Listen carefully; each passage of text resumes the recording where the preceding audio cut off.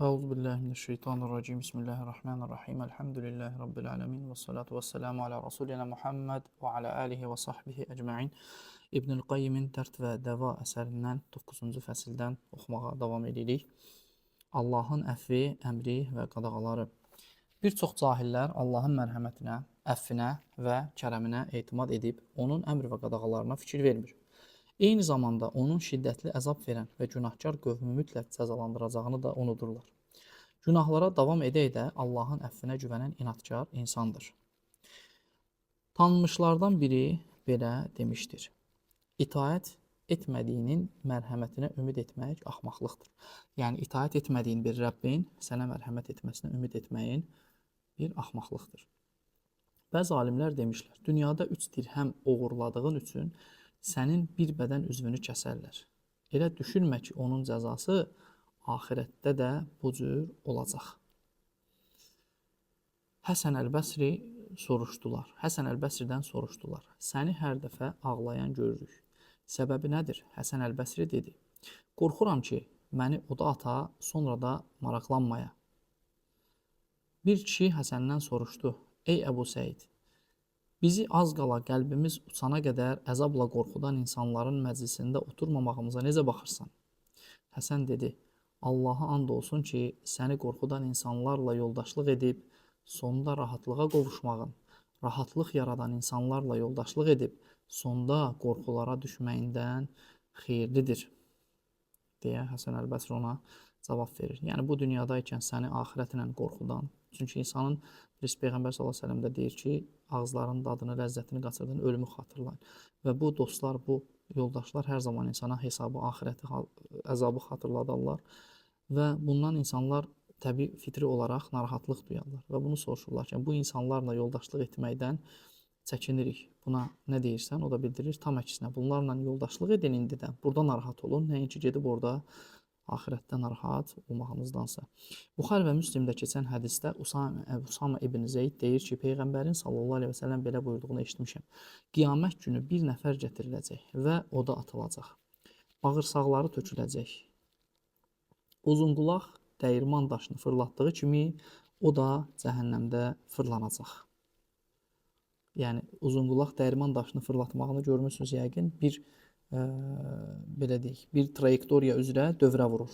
Dəyirman daşının ətrafında fırlanır, o çubuğu fırlayır. Və deyir, həmin insan da cəhənnəmdə bağırsaqları deyir, sallanmış, tökülmüş şəkildə, o şəkildə deyir, cəhənnəmdə fırlanacaq. Cəhənnəm əhli onun ətrafına toplaşıb deyəcək: ey filan kəs, sənə nə olub? Sən ki, bizə yaxşı işlər əmr edib, pis işləri qadağan edirdin. O isə deyəcək: mən sizə yaxşı işlər əmr edib, özüm əməl etmirdim. Pis işləri qadağan edib özüm çəkinmirdim. Bu da əmr bil mərufun və nəhyənil münkərin birinci şəkildə öz əhlinə, sahibinə fayda verməsinin labüdlüyünü göstərən bir hədisdir. Ki, bir insan əgər insanlara xeyir əmr edirsə, çalışıb əlindən gəldiyi qədər o işi öz etməlidir və bir insan insanlara bir pislikdən çəkinməyi də qadağan edirsə, bir pislikdən çəkinməyi də əmr edirsə, özü çalışıb mütləq o pislikdən çəkinməlidir. İmam Əhməd Əbu Rafinin belə rəvayət etdiyini bildirmişdir. Peyğəmbər sallallahu aleyhi və səlləm Bəqi qəbirstanlığından keçərkən dedi: of sənə, elə bildim məni nəzərdə tutur. Sonra dedi: yox, lakin bu bir qəbiləyə xəbər göndərməsi üçün göndərdiyim adamın qəbridir. Qənimətdən bir əba oğurlamışdı, indi isə oddan bir paltar geyinib.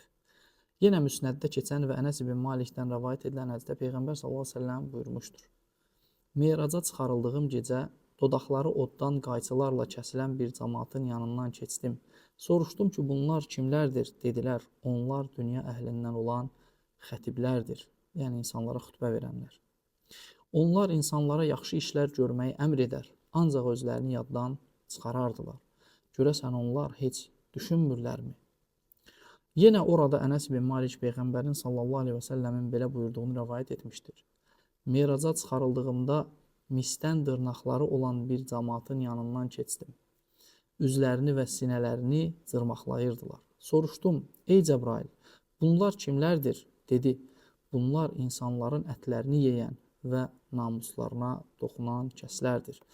İnsanların qeybətlərini edən və insanların namuslarına toxunan kəslərdir.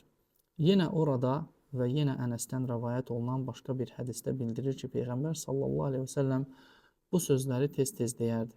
Ey qəlbləri çevirən, mənim qəlbimi öz dinində sabit et.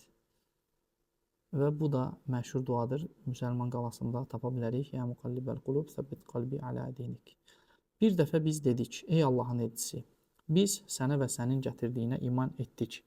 Bizim üçün narahat olursanmı? Dedi, qəlblər Allahın iki barmağı arasındadır. Onları istədiyi kimi çevirər. Yenə orada keçən və Ənəsdən rəvayət olunan başqa bir hədisdə söylənilir ki, Rasulullah sallallahu aleyhi və səlləm Cəbrailə dedi, mən Mikaili heç gülən görməmişəm. Görəsən niyə? Cəbrail cavab verdi. O, cəhənnəm yaradılandan bəri gülməyib. Burada söhbət Mikaildir, yoxsa Malikdir. Tərcümədə bəlkə də xəta var. Səhv etmirəmsə, burada cəhənnəmin gözətçisi Malikdən söhbət getməlidir. Yəni, deyir, mən Maliki görməmişəm və yaxud da ola bilər ki, mən yanılıram. Allah var, bunu dəqiqləşdirərik sonra. Müslimin səhihində Ənəs bin Malikdən rəvayət olunur ki, Rasulullah sallallahu aleyhi və səlləm buyurmuşdur. Cəhənnəm əhlindən dünyanın ən gözəl neymətləri içərisində yaşamış bir nəfər gətirirlər. Cəhənnəm alovu ilə boyanar. Sonra ona deyilər, ey Adəm övladı, dünyada bir xeyir gördünmü? Sənə neymət verildimi? Həmin adam Allaha and olsun ki, yox, ey Rəbbim, deyə cavab verər. Yəni, düşünün, dünyada naz neymət içərisində yaşayan bir adam cəhənnəmi gördükdən sonra, cəhənnəmin alovuna toxunduqdan sonra heç bir neymət verilmədi deyə cavab verər. Həmçinin cənnət əhlindən olan, amma dünyada ən izdirablı həyat sürmüş gətirirlər. O cənnətin boyaları ilə bəzənər. Ondan sən heç əziyyət gördünmü? Çətinliklə qarşılaşdınmı? Yəni dünyadaykən deyə soruşulduqda Allaha and olsun ki, yox, ey Rəbbim, mənə heç bir əziyyət üz vermədi, heç bir çətinlik görmədim, deyər. Müsnəddə Bərra ibn Əzibin belə dediyi rəvayət olunur. Bir dəfə Peyğəmbərlə birgə sallallahu aleyhi və səlləmlə Ənsardan bir kişinin cənazəsini bastırmaq üçün qəbristanlığa getdik. Meyit hələ qəbrə endirilməmişdi ki, Peyğəmbər oturdu. Biz də sanki başımızın üstündə quş varmış kimi sakitcə onun ətrafında oturduq. Əlində bir qamış çubuğu ilə yerə vurduqdan sonra başını qaldırıb 2 və ya 3 dəfə qəbir əzabından qorunmaq üçün Allaha sığının dedi və sözünə davam etdi. Mömin qul dünyadan ayrılıb axirətə qovuşanda onun yanına səmadan ağ üzlü, günəş simalı mələklər enərlər. Özləri ilə cənnət kəfənləri və xoş ətirli cənnət hanutu gətirərlər. Gözlə görünən bir məsafə uzaqlığı qədər ondan aralı oturarlar. Sonra ölüm mələyi gələr, başdan üstündə oturub deyər, ey rahat nəfs və yaxud ey rahatlıq tapmış nəfs, ey tatmin olmuş nəfs, Allahdan bağışlanma və razılıq qazanmaq üçün çıx. Nəfs çıxar və tuluğun ağzından damcı kimi süzülər. Yəni o qədər rahat. Onu alar və əlindən bir an belə saxlamadan o birilərinə ötürər, onu həmən kəfənə bürüyər və hanut vurarlar. Ondan yer üzünün ən xoş qoxulu müşkətiri gələr. Sonra onu yuxarı qaldırarlar. Hər dəfə mələklərin yanından keçdikdə soruşarlar. Yəni mələklər soruşar, bu xoş nəfs kimdir? Cavab verərlər ki, bu filankəs oğlu filankəsdir. Onun dünyada daşıdığı ən yaxşı adlarını sadalayarlar və beləcə onu dünya səmasına çatdırarlar. Qapının açılmasını istəyərlər. Qapı açılar. Hər bir səmada yaxın adamları onunla vidalaşar və onu növbəti səmaya yola salarlar. Ən axırda onlar 7-ci səmaya çatarlar. İzzət və Cəlal sahibi Allah buyurar. Mənim bəndəmin kitabını illiyində yazın. Sonra yerə qaytarın, həqiqətən mən onları oradan yaratdım və yenidən ora qaytarıram, sonra yenidən oradan çıxardacağam. Onun ruhu geri qaytarılar. Sonra 2 mələk gəlib oturar. Deyərlər, Rəbbin kimdir? Deyər, Rəbbim İzzət və Cəlal sahibi Allahdır. Deyərlər, dinin hansıdır? Deyər, dinim İslamdır. Deyərlər, sizə göndərilən bu adam kimdir? Deyər, o Muhammeddir. Allahın rəsuludur. Deyərlər, öyrəndiyin nədir? Deyər, Allahın kitabını oxudum və ona iman gətirib təsdiqlədim. Səmadan çağırış səsi gələr. Mənim bəndəm doğru danışdı. Onu cənnətə yerləşdirin və cənnətdən geyindirin. Onun üçün cənnətə bir qapı açın. Yəni cənnət bağçasına qəbirdə yerləşdirin və cənnət libası ilə geyindirin və onun üçün qəbrindən cənnətə bir qapı açın. Ondan xoş ətir gələr. Onun məzarı göz görən məsafə qədər genişlənər.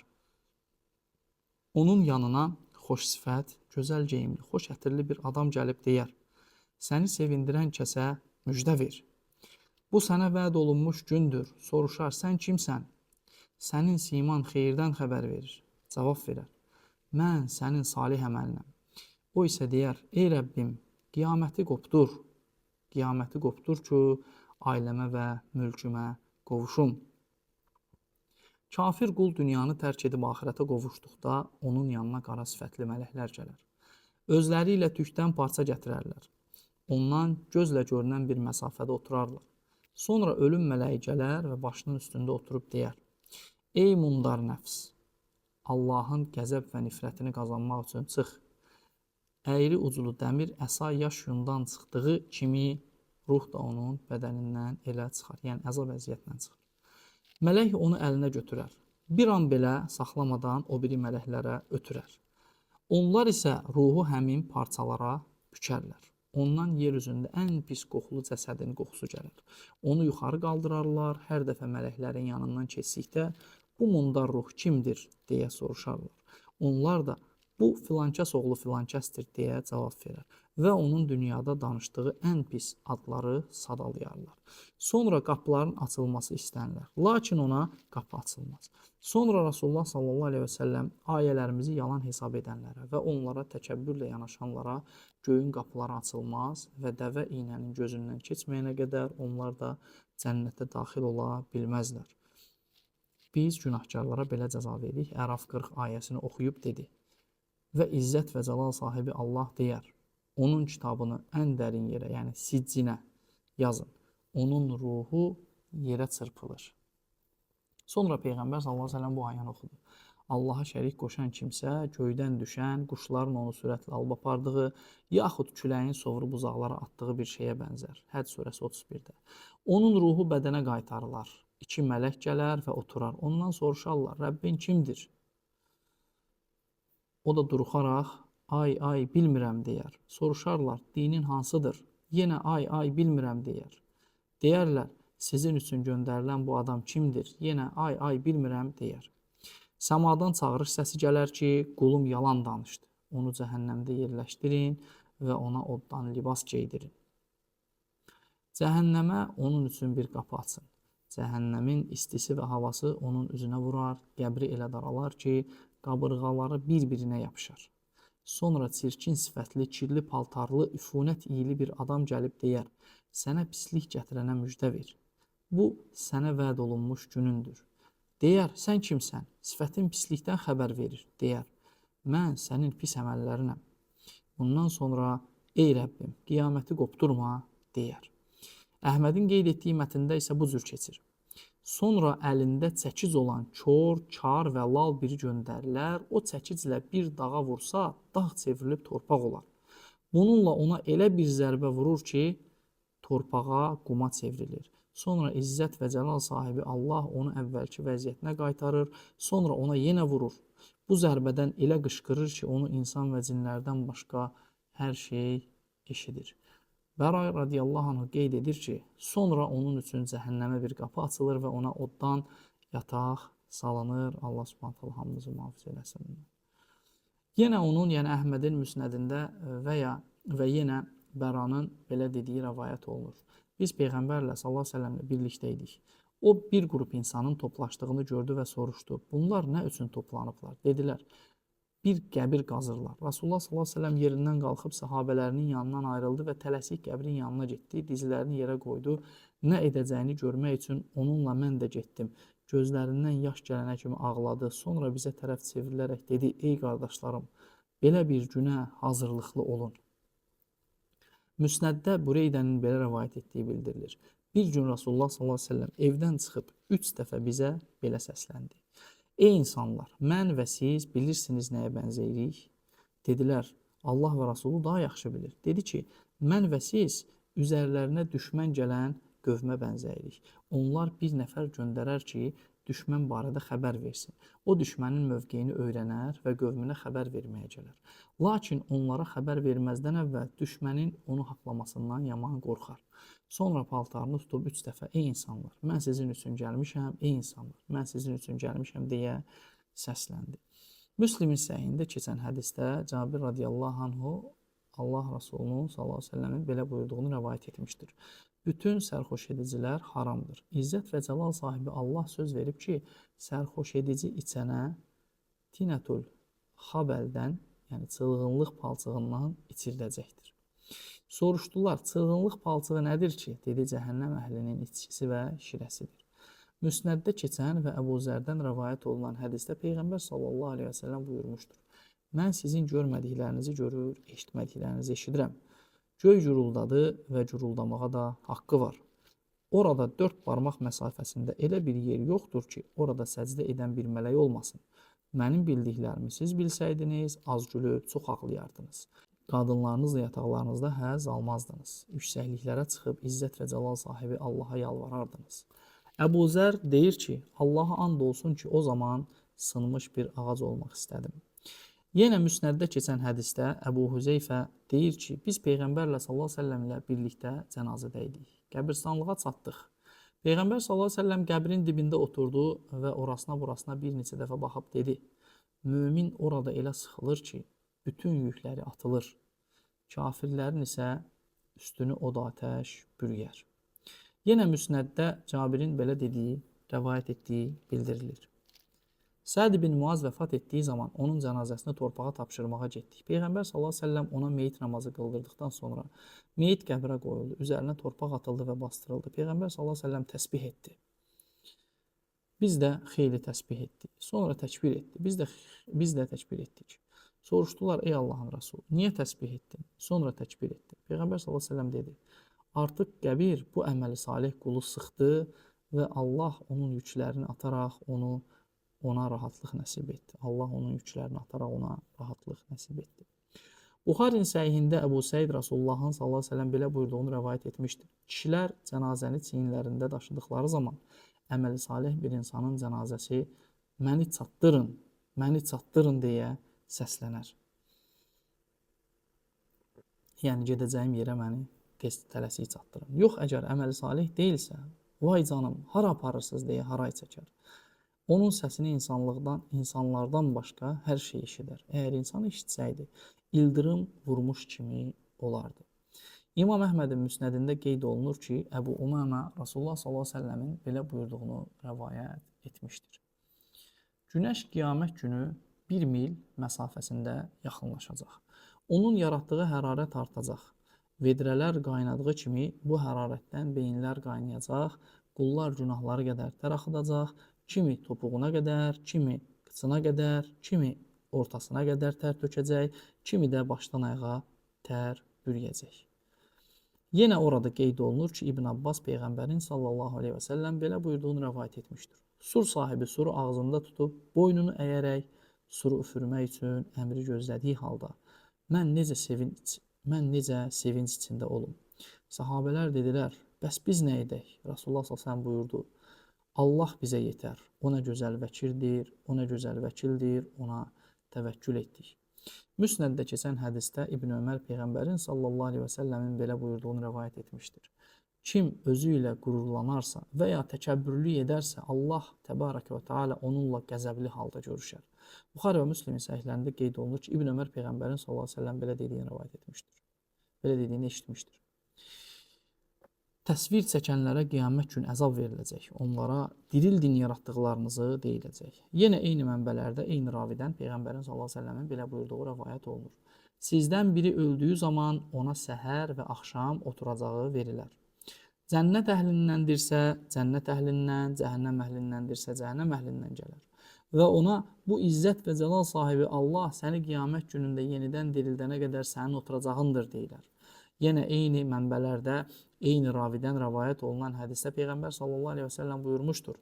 Cənnət əhli cənnətə, cəhənnəm əhli də cəhənnəmə qovuşduğu zaman ölüm gətiriləcək və cənnətlə cəhənnəmin arasında dayanacaq. Orada boğazı kəsilərək öldürüldükdən sonra bir carçı səslənərək deyəcək: Ey cənnət əhli, əbədilik var, ölüm yoxdur. Ey cəhənnəm əhli, əbədilik var, ölüm yoxdur. Bununla cənnət əhlinin sevincləri üstünə sevinc, cəhənnəm əhlinin isə kədərlərinin üstünə kədər gələcək. Müsnəddə qeyd olunan hədisdə İbn Ömər radiyallahu anh rivayet edir ki, Peyğəmbər sallallahu əleyhi və səlləm buyurmuşdur: Kim 10 dirhəmə bir paltar alarsa və həmin pulun içində 1 dirhəm belə haramlıq varsa, bu cür davam etdikcə Allah ondan heç bir namazı qəbul etməz. Sonra İbn Ömər barmaqlarını qulaqlarına tıxayaraq dedi: Bunu Peyğəmbərdən sallallahu əleyhi və səlləmdən eşitməmişəmsə, kar olum. Həmin mənbədə Abdullah ibn Amr Peyğəmbərin sallallahu əleyhi və səlləmin belə buyurduğunu rəvayət edir. Kim sərxoşluqdan namazı bir dəfə tərk edərsə, sanki dünya və içindəkilərə sahib olduğu halda hamısı əlindən alınmış kimi olar. Və hər kim sərxoşluqdan namazı 4 dəfə tərk edərsə, Allahın haqqı çatar ki, ona tinətül xabəldən içirsin. Tinətül xabəl nədir? Ey Allahın Rəsulu deyildikdə Peyğəmbər sallallahu əleyhi və səlləm buyurdu ki, o cəhənnəm əhlinin içkisidir. Yenə orada qeyd olunur ki, Abdullah ibn Amr Peyğəmbərin sallallahu əleyhi və səlləm belə buyurduğunu rəvayət etmişdir. Kim bir dəfə içki içərsə, Allah 40 səhər onun namazını qəbul etməz. Ancaq tövbə edərsə, Allah onun tövbəsini qəbul edər. Yenidən qayıdarsa, 40 səhər yenə onun namazı qəbul olunmaz. Ancaq tövbə edərsə, Allah onun tövbəsini qəbul edər. Ravi deyir ki, dəqiq bilmirəm, 3-cü yoxsa 4-cü dəfə Peyğəmbər s.ə.v dedi.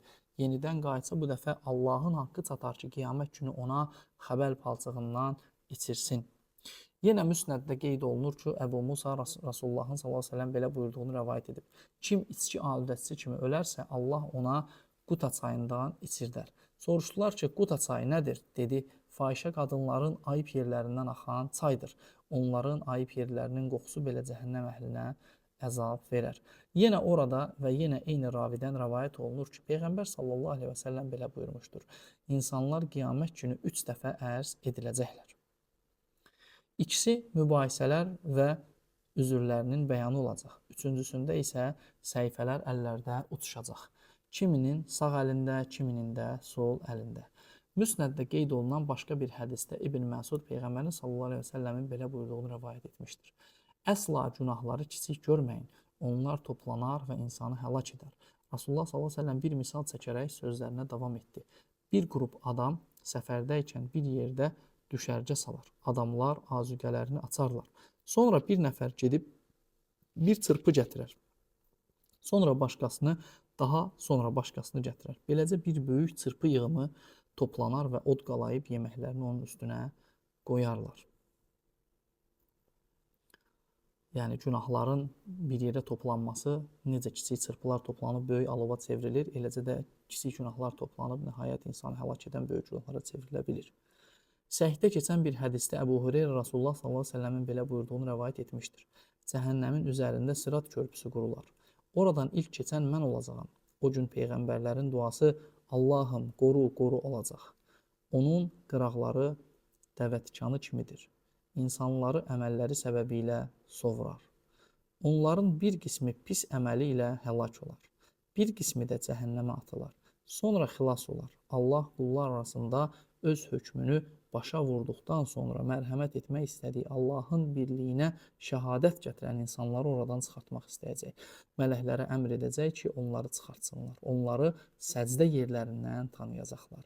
Allah oda Adəm övladının səcdə yerlərinə toxunmağı qadağan etmişdir. Mələklər onları yanmış halda çıxardacaqlar.